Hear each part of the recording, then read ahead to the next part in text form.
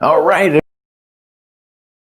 our next episode in the Red Delta Project podcast, where we help you maximize your potential with minimalist approaches to diet and exercise. As always, I'm Matt Schifferly, founder of the Red Delta Project and author of the books that sponsor these episodes. You can find links down below to the Amazon links to all of the books that I sell, including Grindstyle Calisthenics, Smart Bodyweight Training, and of course, bodyweight training for martial arts. So speaking of calisthenics, today's episode, we're talking about the value of periodization with calisthenics and bodyweight training. This is something I've gotten asked a few times, and it's easy to get lost in the weeds of periodization. You just look online and just try and do a Google search, and suddenly you're getting hit with all these formulas and mesocycles and macrocycles and all these different ways of going about it and different types of periodization. And it's really quick and easy to be like, this is just too much. Like I've got to program things like months in advance. Can I just go to the gym or hit the pull-up bar and work out? And let's start off with just a couple of things that are going to make this whole thing a hell of a lot easier to understand and much more effective. So first and foremost, periodization with calisthenics is really no different than any other form of strength training. It doesn't take any sort of a different approach because it's bodyweight training. Because again, fundamentally, bodyweight training is exactly like weightlifting, because it is weightlifting. It's just you're the weight. So all the rules, all the methods, all the reasons behind it, all the ways that you would do it, pretty much exactly the same. You're just using a different tool. So you don't need to make any sort of changes.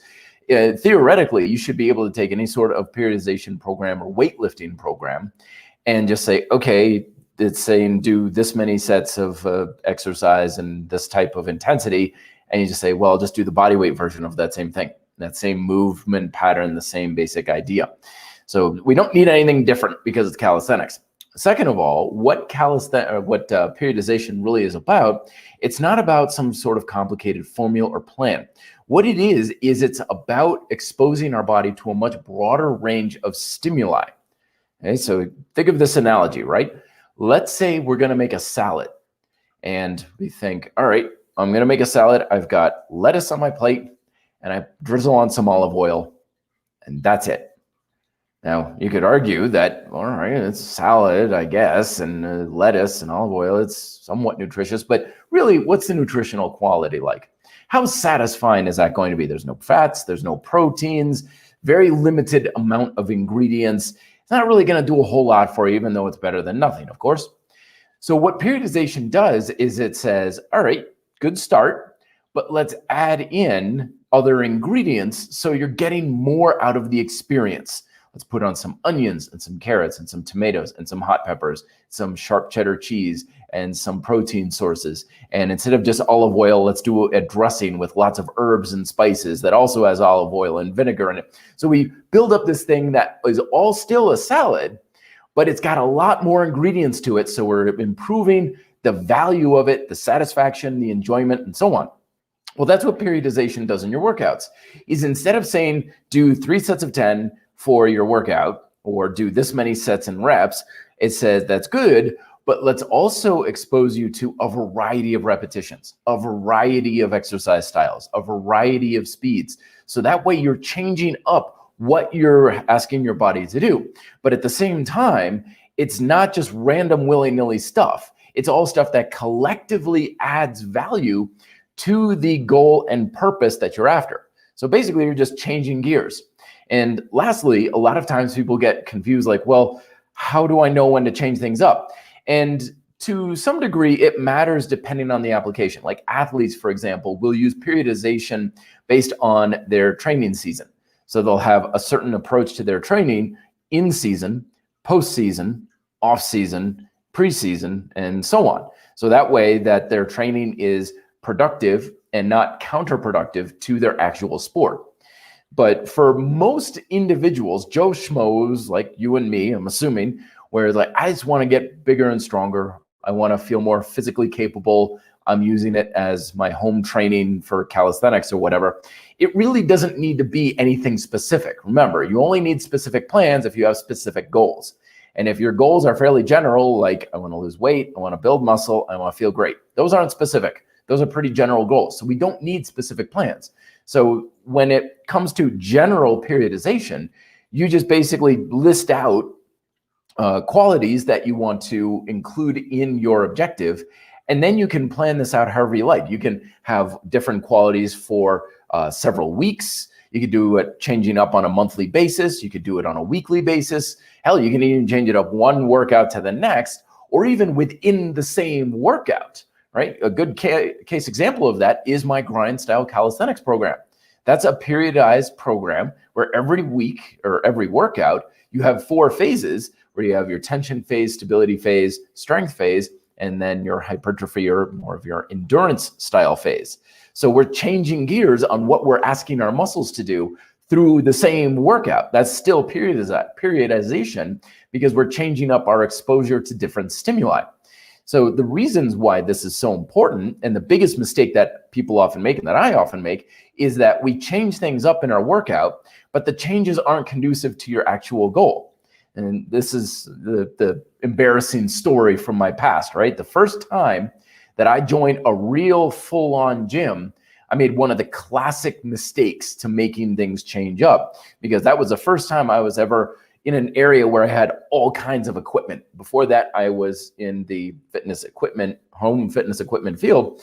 And so I was always just very narrow in my approach. Like, I'm only using dumbbells, or I'm only going to use this one weight machine, or I'm only going to use cables or whatever, right? And because it was an equipment store, I always had this idea of, oh, I would love to have all this equipment in my home gym. And then after several months of wishing I had all this equipment, I realized if I join a gym, I get everything that I want for just a membership fee. So when I got to the gym and I started working out, I was like, I've got all these great tools and toys and stuff at my disposal. So I made a list of how I was going to change up my training routine based on what I was using. So it's like, okay, for 2 weeks, I'm going to use this weight machine for chest press. And then after that, I'm going to go with dumbbell bench press. And then I'm going to go with barbell bench press. And then I'm going to go with safety barbell bench press. And then I'm going to go with cable machine bench press, and all these different changes. But the thing is, I never actually fundamentally changed what I was doing. I was doing using different tools, but everything was 3 sets of 8 to 10 reps every single time. So it looked like I was doing different stuff because I was using different equipment. But on a fundamental functional level, I wasn't doing anything different. Every workout was the same thing because I was asking my body to do the same thing. So what you want to do is combine characteristics that are basically different but the same of what you're doing. So let's take, for example, the same idea, right? Push chain. We want to build up our chest. Now, without periodization, we would say, I'm going to do as many push-ups as I can every other day. Okay, not a bad approach. Perfectly fine. But you're going to run into a plateau very quickly because the stimulus that you're giving your body is the same and it doesn't change. So you're just pushing your muscles for endurance and you make progress initially. You're adding repetitions. You feel like you're doing good. But of course, any sort of progressive formula based on one asset or variable, like how many reps you can do, is going to run out of runway very quickly. So you can either just keep trying to do that endlessly, or you can realize now it's time to change things up. Now, in the world of strength and muscle, there's lots of different variables. There's strength, there's muscle stamina, endurance, there's stability, there's balance, there's control, there's all sorts of different things. That's why there are the 4 phases in Grindstyle calisthenics, to make sure we expose ourselves to a lot of different stimuli, because it's all important. If you focus too much on one area, you're neglecting a lot of areas that are crucial. So what you would do is say, well, when it comes to building muscle especially, we want to expose our muscles to a wide range of intensity. It's not just 3 sets of 8 to 10 reps. It's higher reps, lower reps, and everywhere in between. So we would plan out, let's do 3 weeks of heavy work. So like a 5x5 program. So we'll do weighted dips, for example. That's nice and heavy. 5x5, really, really heavy. And then we're going to change it up and we're going to go with higher rep stuff. So we'll have suspension style push-ups. We get a TRX or NOS trainer or something like that. Check out the link down below for the NOS trainers, are my favorite. And we'll use that for higher rep push-ups. And we'll do as many push-ups as we can in 3 minutes. So now we're doing the same thing. It's still push chain. It's still chest, shoulders, and triceps. We're still using the body in relatively the same way as far as a movement pattern, but we're exposing our muscles to different stimuli because we're going with different time and intensity variables. And then after that, you could say, all right, for something a little bit more athletic, let's go with like explosive push-ups for 1 week after that. And then we'll repeat the same thing. So over the course of a little over a month, we've exposed our chest, shoulders, and triceps to a much wider variety of stimuli. And that all collectively adds up to a much bigger impact on developing your upper body than if you just stuck with, I'm going to do this one thing and I'm going to do it that way as hard as I can indefinitely.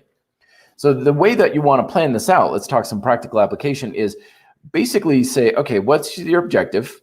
And list out 3 or 4 qualities of that objective. What are the important things? And it depends on the objective. If you came to me and you said, I want to be a triathlete, I'm like, okay, quality 1, you got to run. Quality 2, you got to ride a bike. Quality 3, you got to swim. So we would plan those things out in a way that we're focusing on each of those things.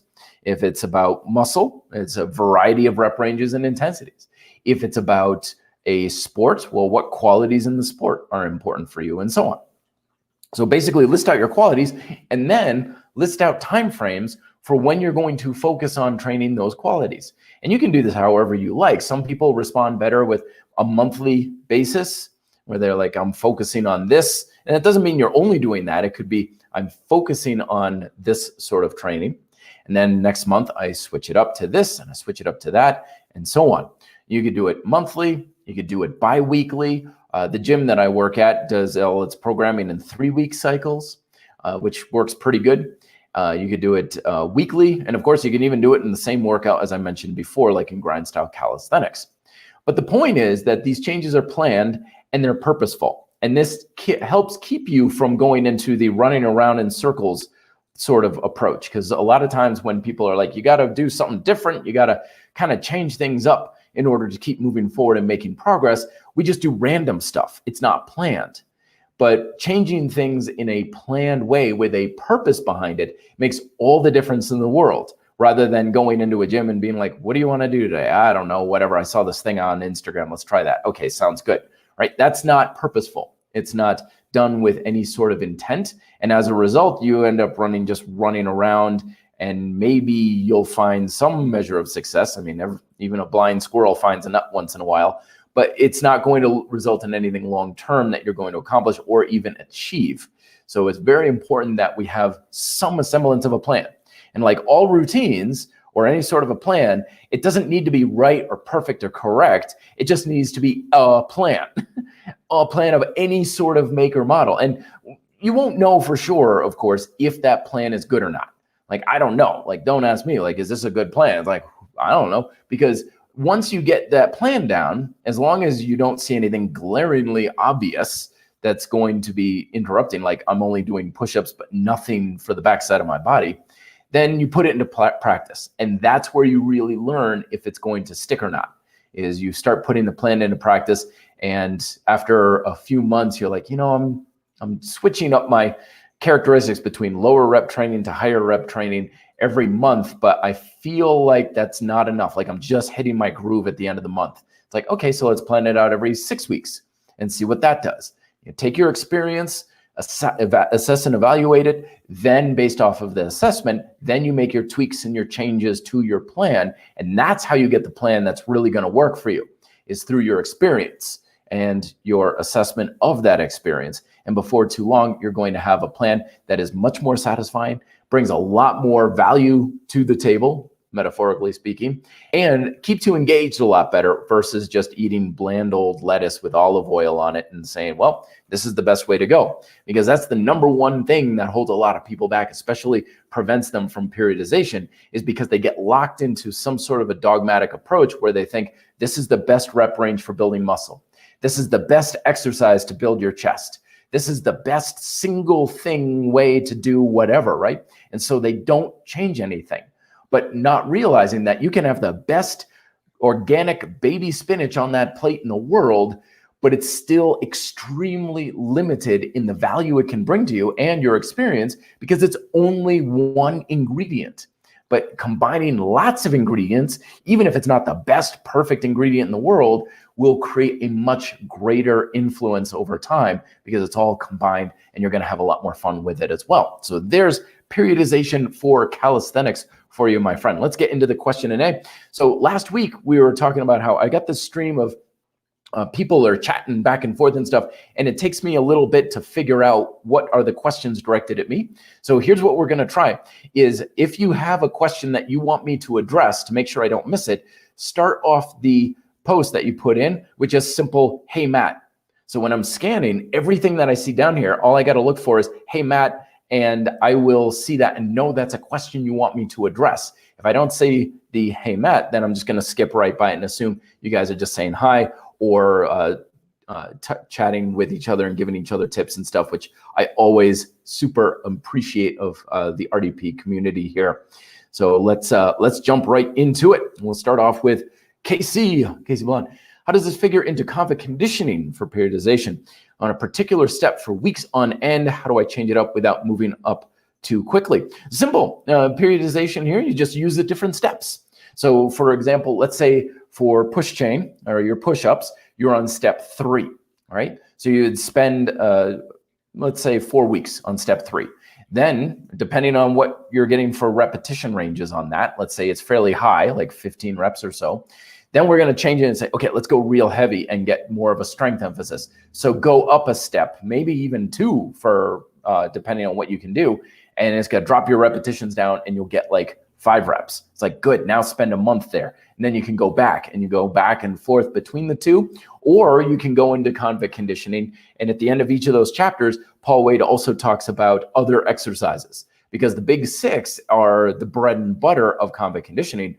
But by no means Paul Wade is not saying only do push-ups. He mentions dips. He mentions things like RTO push-ups and stuff like that. So the single exercise that you do can feel stale. So throwing those in for like 2 weeks or so can give you some new stimulus and refresh things up a little bit and make things feel interesting and new. And that's what I would do for convict conditioning is just change up what step you're on every month or so. All right. Next questions. How is everybody doing tonight?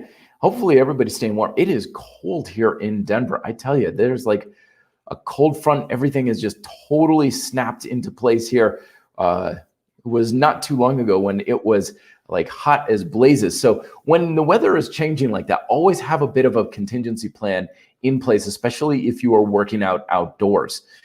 As I mentioned in several of my books, you want to plan your workouts in much the same way you would any other physical activity. Like I wouldn't just go out to the playground willy-nilly. Pay attention to what you're wearing, dress in layers, make sure you have water, sunscreen, prepare for the elements is the bottom line that I want to really address if you're doing outdoor training, because otherwise, if your attention is too focused on, boy, these pull-up bars are really cold, I wish I had some gloves, or there's snow on the ground or something, it's just going to compromise your training. It's that simple. All right, Gorist Fump, how's it going, man? Burning knees after single leg quad dominant exercises. Any ideas? Yes, very good. It can be a number of things, but usually knee issues, as I always say, pain in a joint means a muscle's not doing its job. There's not stress somewhere else in the body that should be splitting it. So lots of times for the single leg stuff, it's about the hip. Lack of mobility or lack of strength and stability in the hip. There's a lot of times when we have issues in a joint, it's because the joint above it or below it isn't working quite right, which means the muscle's not quite working the way it should. So that's where what's usually going on. Now, I'm going to be releasing a video tomorrow on why I almost always recommend using upper body support for single leg progressive calisthenics exercises, primarily like shrimp squats, pistol squats, where all of your weight is on one leg. But even to some degree, some people will do this with lunges and Bulgarian split squats.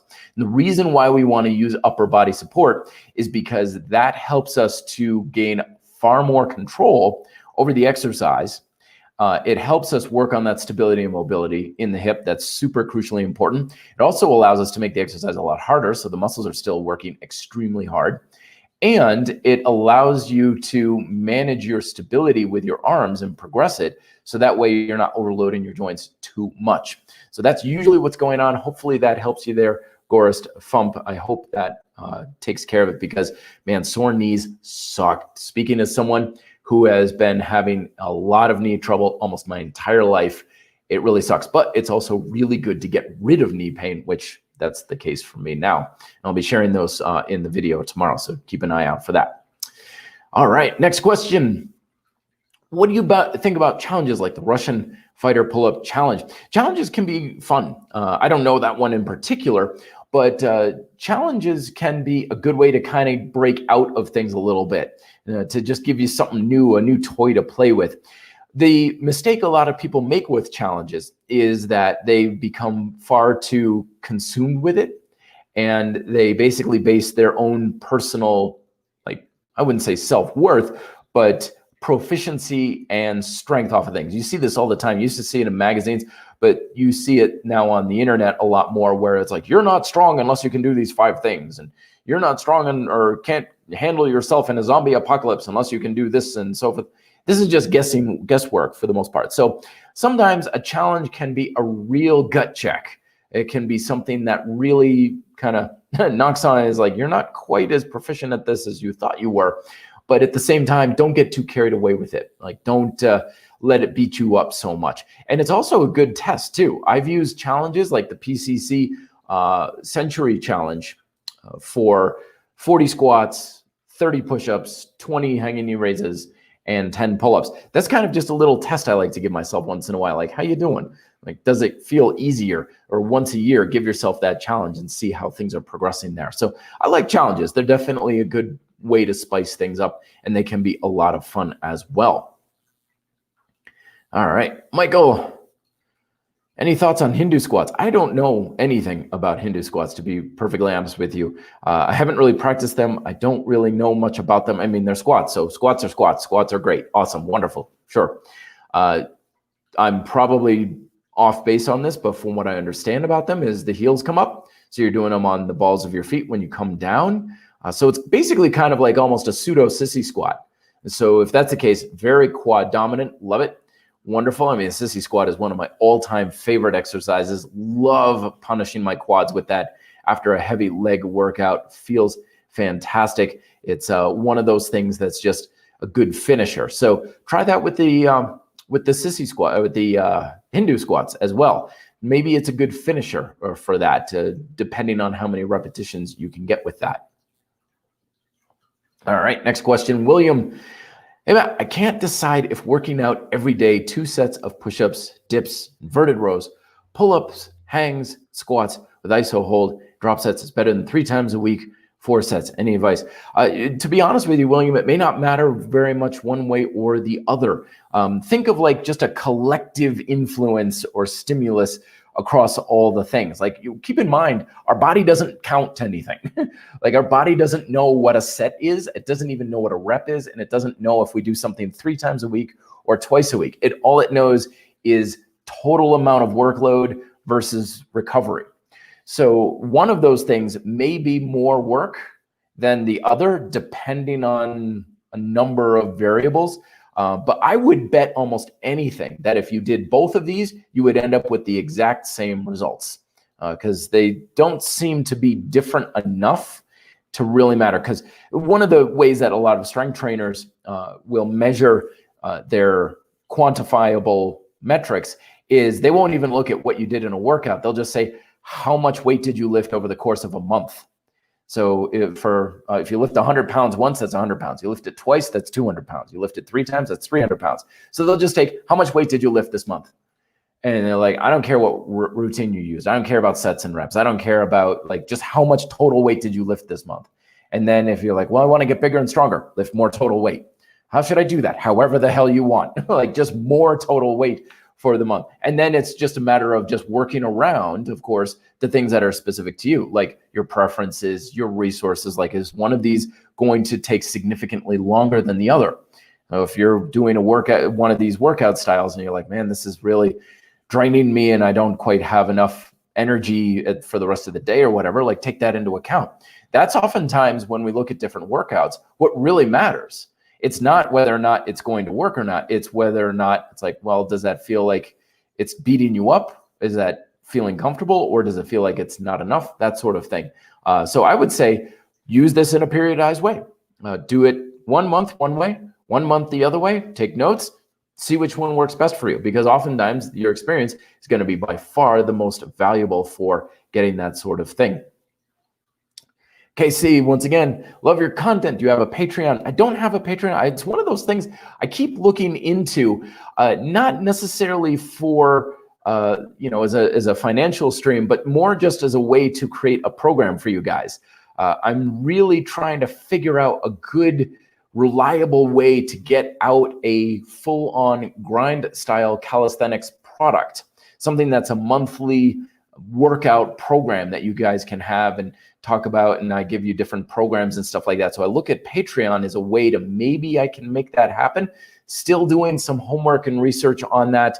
But in the meantime, the best thing to support here with the channel is, of course, check out the books down below in the description, and like, share, subscribe, all that good stuff on my videos. That stuff helps more than you think, but I really do appreciate it.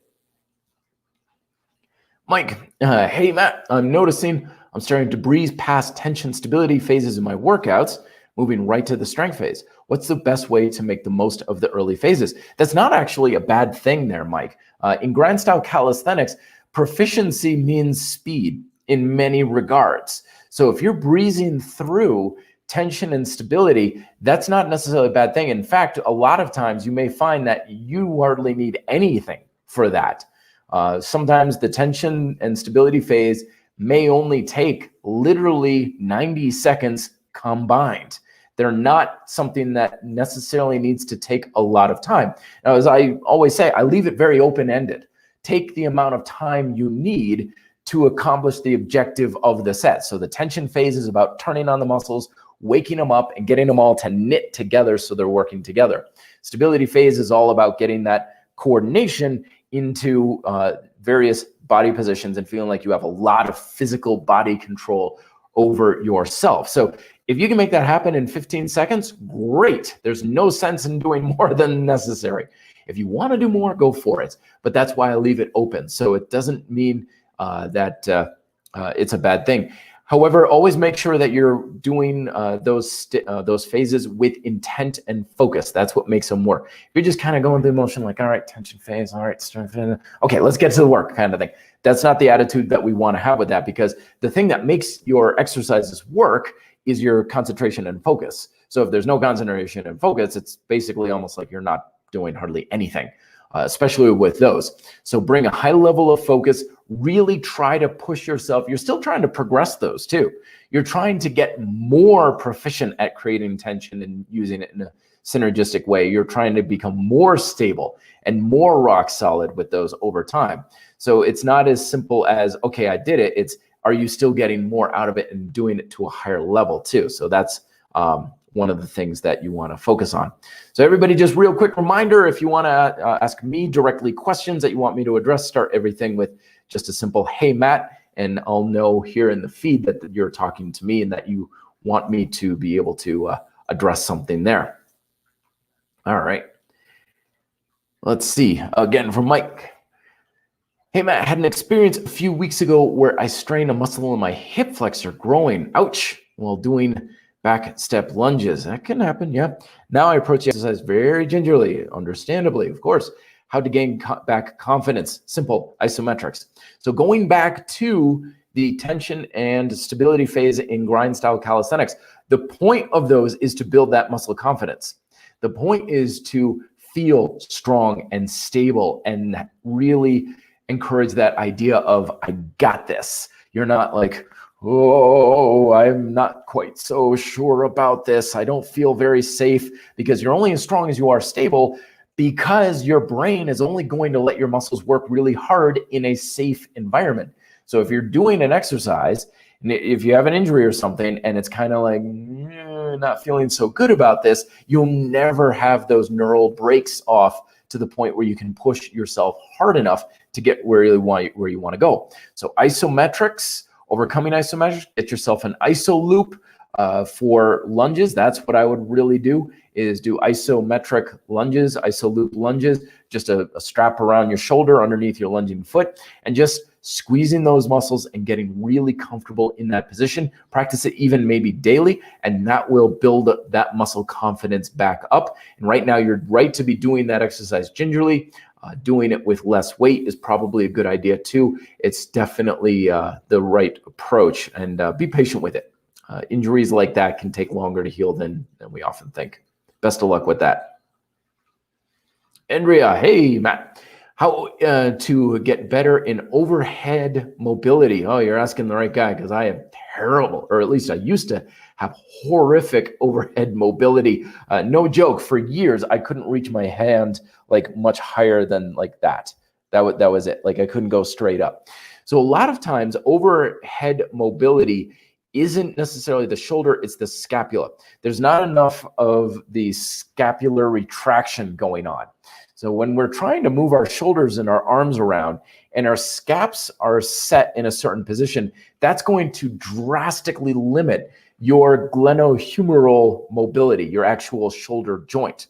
So when you're doing things overhead, get comfortable really squeezing your shoulder blades together. I give this exercise a lot to clients, where just saying, push your elbows back, really squeeze those shoulder blades together, lighting up those traps, getting those rhomboids engaged so those shoulder blades are locked together and tight. And once you get more control over that scapular movement, and especially retraction, you're probably going to find that you've got all the mobility you need just from that. So that's where I would start there. All right, next question from Nestor. Hey, Matt, am I supposed to tense as much as possible during the stability phase? Not necessarily, because you have to move. So any type of movement requires some degree of loss of tension, but you probably are going to have a good amount of tension, yes. And a lot of that tension should be very proactive. So let's say, for example, you're doing like a shifting squat. So you're getting down low and you're shifting your weight from one leg to the other. Like, don't just shift your weight and assume the leg is working as hard as possible. Really tense up that leg as hard as you can to overkill it a little bit. That way, tension is really the key for that stability, because a lot of times we're lacking stability because we don't have even close to enough tension going through our muscles. We think it's enough, it's good. It's like overkill that sucker. So for now, I would say more is better as far as that tension goes. But if you find that you're just exhausting yourself and you're having trouble moving, back it off just a little tiny bit. But fantastic question. Very good. Very, very good. All right, next, futuristic old school. Love that screen name, man. Very, very, very creative. Hey, Matt, what is your opinion on animal flow workouts? Thanks. Yes, Mike Fitch. Mike Fitch is actually, well, sort of a neighbor of mine now. He moved up to Boulder, Colorado, which is like the health and wellness mecca here in Colorado. And so he's like an hour up the street from me. I love that kind of stuff. Animal flow and that stuff. I mean, that's stability phase 101. That's what it's all about, is instead of just always training the body in very linear up down kind of motions, we're missing out on a lot of mobility and strength benefits outside of that range of motion. That's why you often hear stories of people who are really strong with a very narrow range of motion. Like they can do a ton of weight on a leg press, but they trip and they just crumble to the floor because they don't know how to really be strong with their leg kind of outrigged at this weird angle, right? So animal flow stuff, fantastic, wonderful daily practice, just really good for building up that stability in your shoulder blades, muscle awareness, understanding where your mobility is lacking. I just think it's fantastic stuff. Definitely the way to go. And Mike Fitch is the man, let's be honest. He's one of the best when it comes to that sort of thing. So everybody's coming on. Fantastic. Very good to see everybody. Once again, for today, moving forward, we're implementing a new strategy here with the questions. Please ask the questions directed at me with a simple, hey, Matt, at the start. So that way, when I'm scanning through everybody here, I know a question is directed at me and you want it addressed. Otherwise, if I don't see that, I know you're addressing it to someone else, or you're just kind of talking amongst yourselves. All right, Max covers, hey, Matt, is HIIT training more effective than a casual walk or jog for weight loss? I heard HIIT can be dangerous, but not sure how true that is. Well, I mean, there's risk to everything. I mean, I've known people who've hurt themselves walking, stepping off a curb and you turn an ankle and stuff like that. HIIT is one of those things that gets a lot of, it's overrated when it comes to weight loss and stuff, because oftentimes when a new method comes out and stuff, I was kind of mentioning this in a video I did last week. I'm trying to remember, gosh, what was that video? Basically, whenever there's a new fad or trend or something out there, like it gets some early adopters and then it's like, oh, wow, this can be really effective. This is really great. And there's this period where this research goes into it. It's like, okay, the reason why it works is because of this. And we think we've created this hack, this new strategy, this new way we've cheated the system a little bit. And that happened with HIIT, where people are like, this is the new way to hack it. This is great for weight loss and stuff. But then the education and the research cycle continues. And if you follow it long enough, anything that's proven to have any sort of validity eventually ends up being, yeah, it works because of the same reason everything else works. It works because you're burning calories. It works because you're in a calorie deficit. It works because it's time under tension. The reason why HIIT training will help you burn fat is the same reason every other form of exercise helps you burn fat. It's just a way to increase your caloric expenditure, which doesn't mean it doesn't work. A lot of people will take offense at that. Like, no, it's special. It's unique. It's something we've hacked the system. Like, no, you haven't. You just figured out another way to build the same thing, right? But that doesn't mean it's not good. If anything, it validates it. It does validate it because it says, yes, it can work. And it either works because it does the same thing everything else does, or it doesn't work. Those are your only two options. So long story short, yes, HIIT can be great. Is it more effective? No, because remember, when it comes to burning fat, you only have three variables. You have time, you have intensity, and you have how much muscle are you using. And for the most part with exercise, we're using most of our muscles, like with full body stuff, right? So that's why you're never going to burn a lot just doing little crunches and stuff. So basically time and intensity are the other two variables, and basically do anything you want. I don't care what you do, because a calorie burn is a calorie burn. So if you want to do HIIT, great. If you're doing HIIT and you're feeling it's just driving you into the ground, or you're sore in the knees and everything like that, do something else. There's no reason whatsoever. And that's one of the reasons why fundamental approaches to training are so important, because when you understand fundamentals of these things, like calorie burn is a calorie burn, doesn't really matter how you're going about it, then you break out of that FOMO of like, shouldn't I be doing this? Like, am I missing out if I don't do this? No, you can do it if you want. It's great. But it gets you out of that hyped up world of, this is the greatest thing, you have to be doing this. And that's when people who shouldn't be doing it end up like, I have to do this, right? I'm like, no, you don't have to do this, because it is intense. And anything with a lot of intensity can carry a higher risk. It's just the nature of the beast. And going for a casual bike ride on the bike path isn't going to be nearly as intense as doing a mountain bike through a gladed forest as fast as you possibly can. They're both riding bikes. It's just one is done at a much higher intensity, and therefore much more likely you're going to crash and potentially hit a tree. All right, enough on that one. Very good. Thank you so much, everybody. Everybody's got some great questions. Guitar Killer 444 in the house. Hey, Matt, what's your opinion on plant-based diets? I think plants are great. Plants are wonderful. I think plants are something everybody should be eating. The nutritional value of them is fantastic. It's wonderful. The more different plant stuff you can get, the better. Plant-based, fantastic as well. Just get a lot of plants for sure. A lot of times people confuse plant-based with plant-exclusive. Like vegan is not plant-based. It's plants, period. That's it, sort of thing. So lots of people will have a plant-based diet and they'll mix in some other things as well. The thing to understand, though, is that the value of eating a lot of plants comes from eating a lot of plants. It doesn't come from not eating meat or animal products, right? And this is the important thing about the eat to satisfy approach we have here at Red Delta Project. You don't have a healthy, valuable diet because you don't eat certain foods. Like, I don't smoke. Does that mean my lungs are automatically going to be in tip-top shape and I've got awesome cardiovascular endurance because I don't smoke?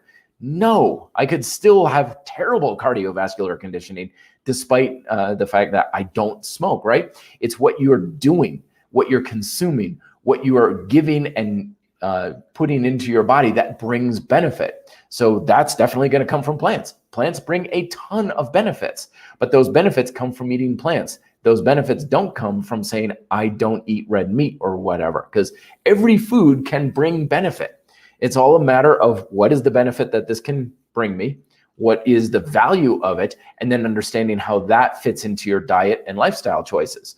But this is why eating to satisfy is also so important, is because far too many of our diets are based on a highly flawed premise that the problem we have is because we eat certain foods. If we don't eat those, then our diet is automatically healthy, which is, again, like me saying you'll be in top cardiovascular shape if you just don't smoke. It's a flawed premise.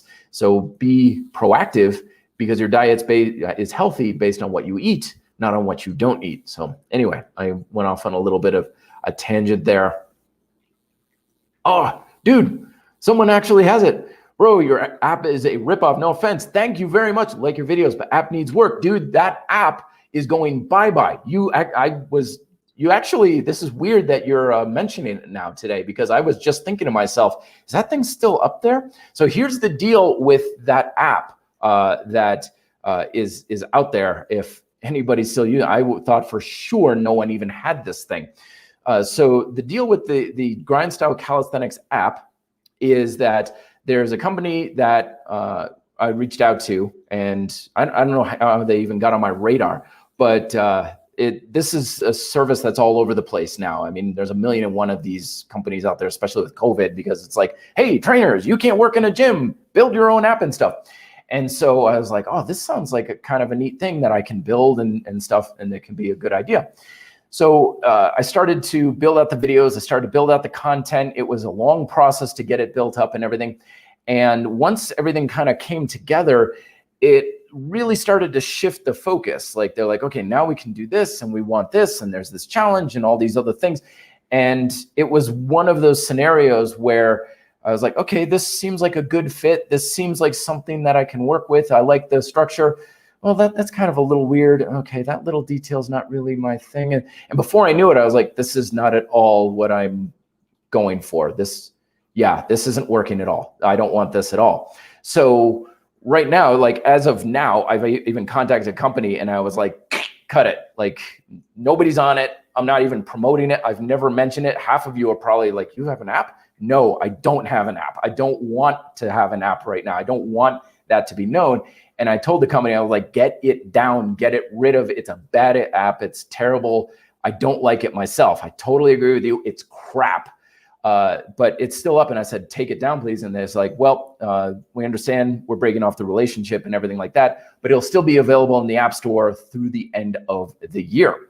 So that's where that sits right now. But I am trying to basically disassociate myself with it as quickly as possible, because that's what happens when you're a content creator, is when you're creating products and you're creating things with different systems, sometimes things don't go your way. Sometimes you end up with complete duds and things that are just like, yeah, that was a good idea. That seemed like everything was going, but eventually across the line and you're like, yeah, that's crap.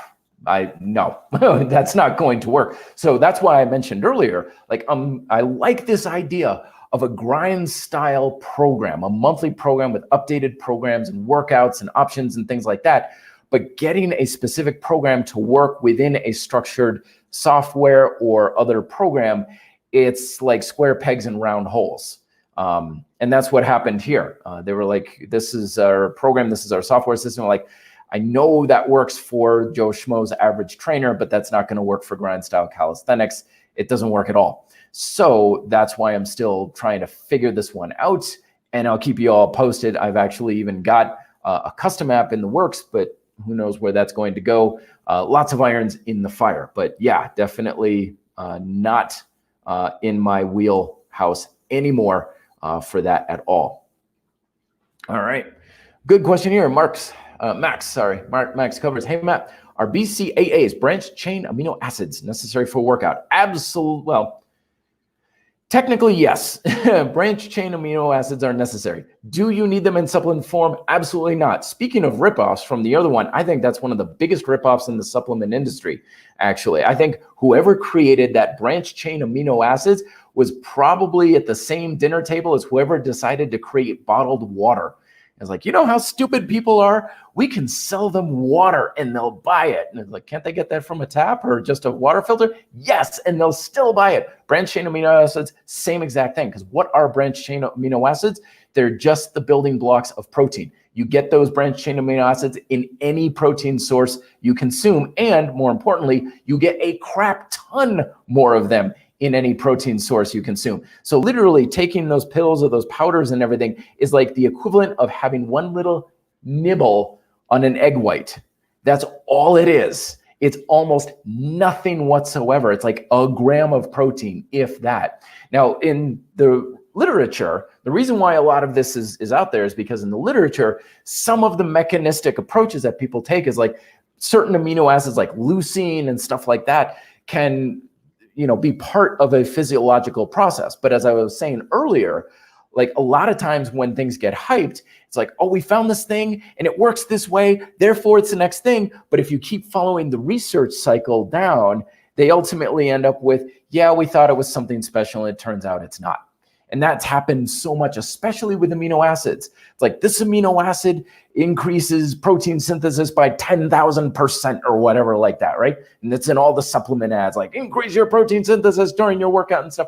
And then the research will bore out. It's like, yeah, it doesn't mean anything.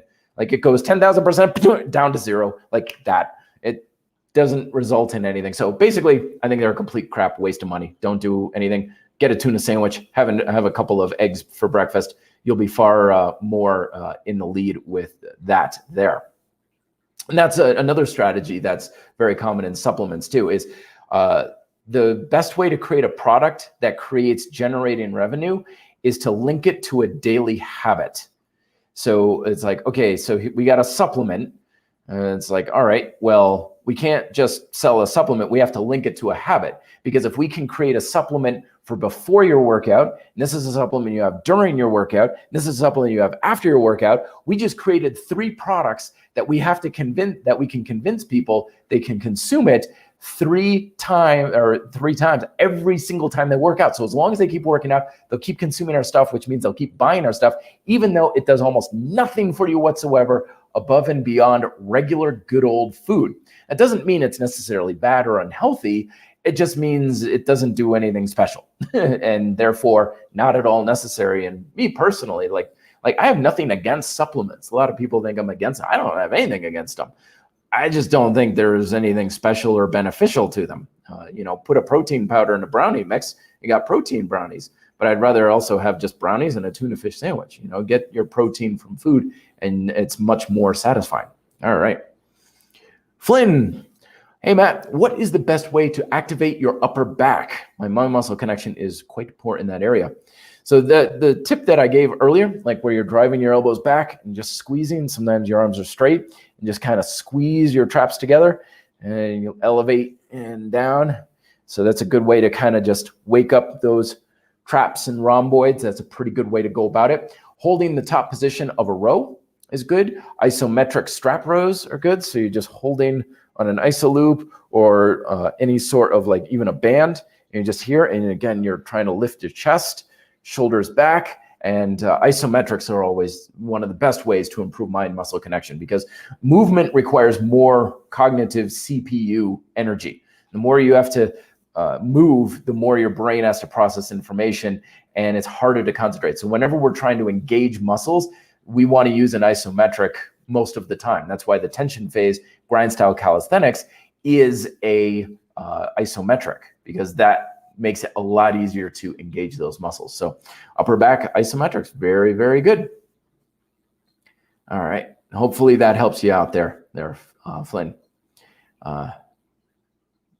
Next question. Well, once again, everybody, if you put "Hey Matt" in the thing, then the feed, then I'll know to address that question versus you're chatting with each other. How would you progress volume and or load per week for a calisthenics athlete in a bulking phase? Well, basically almost however you can, for sure. So it depends on what that phase is asking for. So are you doing heavier stuff, lighter stuff, higher rep, lower rep? Basically, the way to think about it is if your reps are lower, you add sets. If your reps are higher, you would add basically just extra reps on top of that. So if you're like 20 repetitions, okay, go to 25.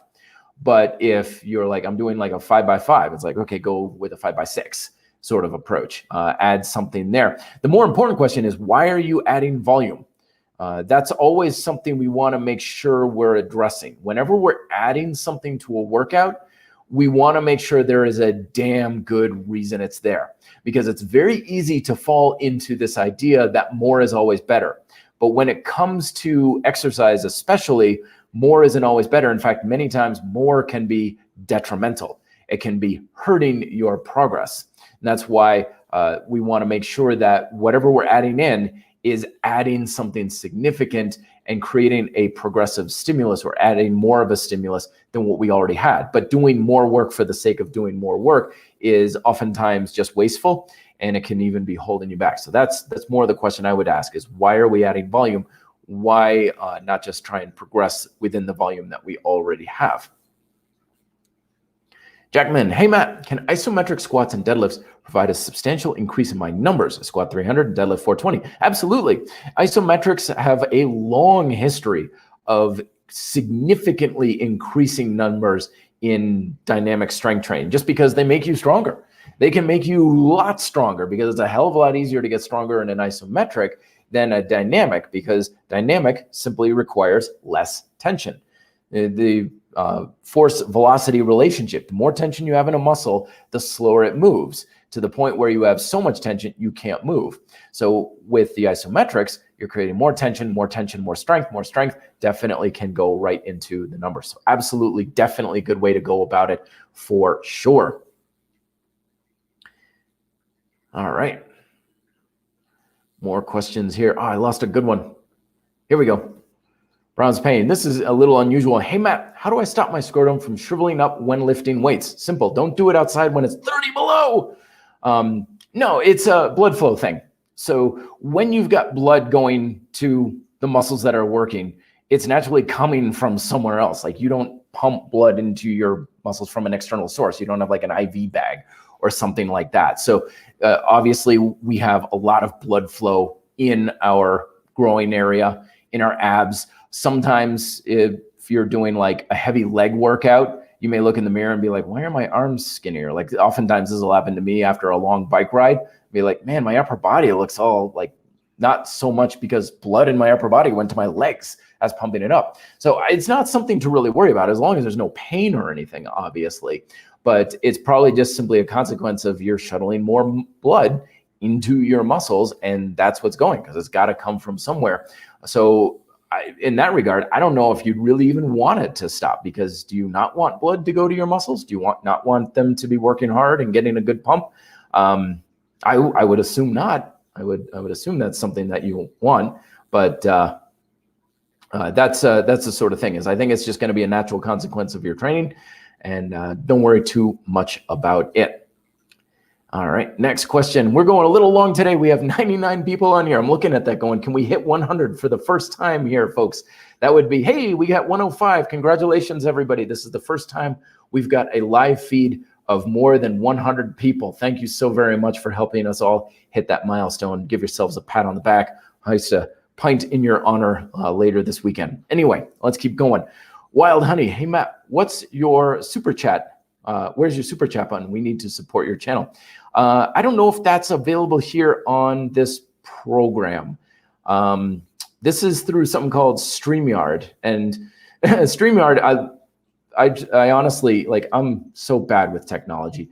I spent a good 6 weeks trying to figure out how the hell to do this live streaming thing. It's just very complicated for me. And the StreamYard runs through YouTube. It's not in YouTube itself. It's another thing. So I don't know if they have it here. Maybe it's something that I can look into. I will check it out. Thank you very much for the suggestion, Wild Honey. Glenn, how's it going, man? Hey, Matt, what's your opinion on the SSW? Oh, God, I'm not even going to pronounce that right. Hermschleck Training Manual. Well, obviously, I have no idea, nothing about it whatsoever, based and red-pilled, I believe. But more importantly, I do not have weights at the moment. Any recommended brand movements indoors. Yeah, push, pull, and squat, man. Push, pull, and squat is the way to go. And basically, that's the way I would always assess any sort of these sort of training manuals. I'm going to look that up right after this sort of thing, just because now you got me curious. But basically, for a sound program, we need to have basic movement patterns, push, pull, and squat, maybe something hinging, flexing, that sort of thing. Some sort of a progressive strategy. So it's not going to be like, just do this exercise indefinitely or do this workout indefinitely. Like, do they have some sort of a plan where they're like, do X and then move up to doing this other thing and progress this way and progress that way? That's the most important thing, is are you doing basic things in a way that fits your lifestyle? Because that's the other thing about a program that has to work, is does it fit you? Does it fit your resources, preferences, and lifestyle? It could be the greatest program in the world, but if you're like, I don't have that equipment or time, it's a crap program because it doesn't fit you. So that's what I would base it off of. That's how I would personally evaluate it. But as long as it gets all of those boxes checked, it's probably something worth looking into. Go for it, man. All right, running a little long, but questions are coming in fast and furious. Thank you very much. Tafa, hey, Matt. How to combine martial arts skills training while using calisthenics to focus on building more lean mass. So if you're interested more in this topic, gratuitous sales pitch here, I got my book down below, Bodyweight Training for Martial Arts, although that is more slanted on bodyweight training for improving martial arts proficiency, improving your kicks and punches and grappling and things like that. As far as building muscle goes, that's more of just, I want to just build muscle and strength. So here's the way that we would want to do this, is we want to make sure that our martial arts training isn't interfering with our calisthenics, and our calisthenics isn't interfering with our martial arts training.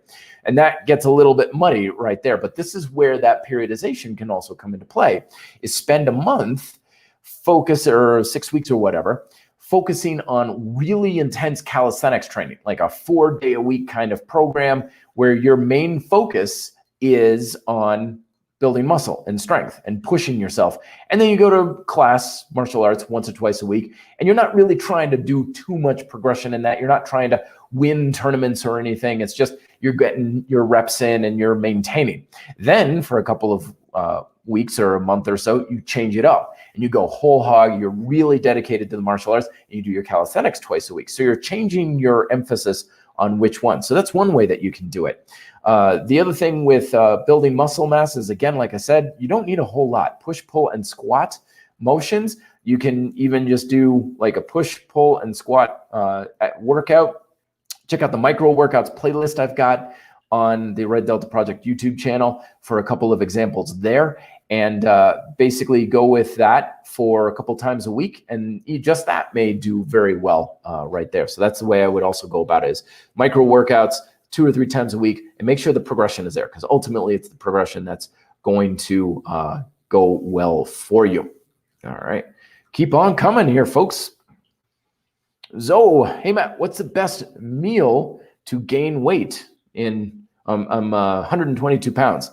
I like things that have a real good calorie density to it. Basically, like, we want to go the opposite of diet food. And here's the thing that gets a lot of guys. When they're trying to gain weight, they fall into one of 2 traps. One is they're still trying to eat, quote, healthy. And here in the Western states and stuff, a lot of times healthy food is also equated with low calorie or weight management, because we often associate being lean and low body fat with healthiness, which, yeah, they're correlated. They definitely are. But because of that, a lot of times what we think is healthy is really about try to minimize the calories coming into the body.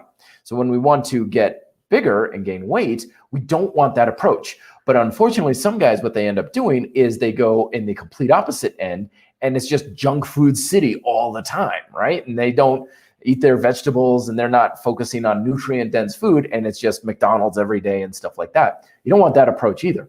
So here's what you want to do, and this is the approach I often take, is you want, your diet based on your 3 Ps: plant, protein, and portion. Increase your portions. So you've got plant foods at each meal, some protein foods at each meal. If you want to gain weight, more than normal, more food than normal. If you're usually saying, I eat a 6-inch sandwich for lunch, go with a foot long, right? If you're saying I go with a foot long, go with 2 footlongs kind of thing. And when in doubt, like if you're saying I'm just eating a lot of food, a lot of it's healthy and stuff, then you can practice, of course, what I call my caloric fortification, which is, put in some junk food. Like I eat ice cream every day, pretty much every day. I need to go out and get some more, right? I go through half a gallon like every 4 or 5 days. Something with a good fat content too with your food. Pizza, cheeses, dairy, if you can stomach it, if your body likes dairy, oils, healthy oils, of course, that sort of thing. Add that into your food so that way you're bolstering up the caloric content of your foods and stuff. So basically adding to what you normally have. And as always, a healthy diet and a satisfying diet comes from having an established normal first. So you have a base level of what you're eating, like this is what I normally eat and how much I eat and when I eat, then you can increase. And that's how I personally adjust my diet without ever have to count a thing. Like I don't count calories, I don't count protein or macros or anything. I don't count anything because you don't need to. All you need to know is what is normal and then what is above or below normal. And when you have normal, you know what's above. If, like I said, if you're usually eating a 6-inch and you have a foot long, you know that's more. How much more, how many calories and stuff, who knows? But it doesn't matter because you just know it's more. And that's what's important, is what is progressive, what is advanced and above what you have before. Following up on this, what if I'm scared my own body weight but still want to get into calisthenics? Female and a little over 200 pounds. Perfect, wonderful, awesome, great. The heavier, the better. See, this is the thing that a lot of people misunderstand about calisthenics. One is that it's progressive, but it's also regressive. You can adjust body weight training to be at any level for anybody, right? This is why I always tell people, I don't care if you're an Olympic athlete or someone who is 90 years old and just got off of hip surgery. I can make it fit for you, no matter what your body size and type is. It's just understanding those progressive elements. I would start with something like Grindstyle calisthenics, of course. Smart Bodyweight Training is also a good resource. Those are all down below once again. But that's one thing, is calisthenics can fit any body type. But 2 is know that your weight is now an asset. Now, in our culture, a lot of times, and doctors and stuff, they'll talk to your weight as a liability. Like, oh, you're too heavy. Oh, you're carrying too much. Oh, that's not good. Oh, that's not, like, it's a bad thing. But when you start moving yourself through space, suddenly your weight becomes an asset to your training. It's going to make your training more effective, because that's the whole point. If you want to be strong, you lift weight. You are the weight, you're 200 pounds of weight. That's fantastic. So your weight is not a liability in the case. It's an asset. It's only going to make the exercise more effective and better for you, provided you know those regressive and progressive principles that I talked about. So that's fantastic. Congratulations. Let me know if you have further questions. reddeltaproject@gmail.com. Please don't be shy. Send me emails, folks. I want to be here and help you for sure. All right, one more question, one more here. The 1% Path, like that name. Hey Matt, should I buy a pull-up bar for my home training? I've been doing rows with the blue table, but I don't feel my back is working that much. Table rows, yeah, the table rows are pretty good. Good creativity, good way of looking at that. A lot of people, they just be like, I don't have anything, I can't use anything. Good way to use your environment. But absolutely, yes, definitely get yourself a pull-up bar. Not just because of pull-ups, but because we all should have something we can hang from. And it can be a bar, it can be a tree limb. I've got resources on my channel for a DIY portable pull-up bar that you just sling over a tree limb.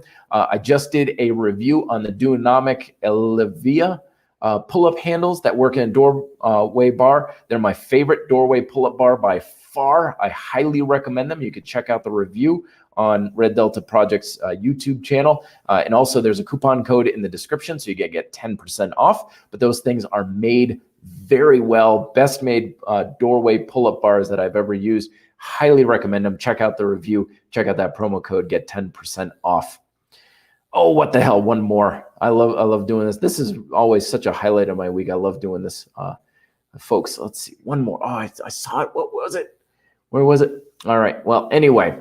I have to get some rest, I have to eat, and I have to sleep because I got to get up at 4 a.m. to teach a cycle class.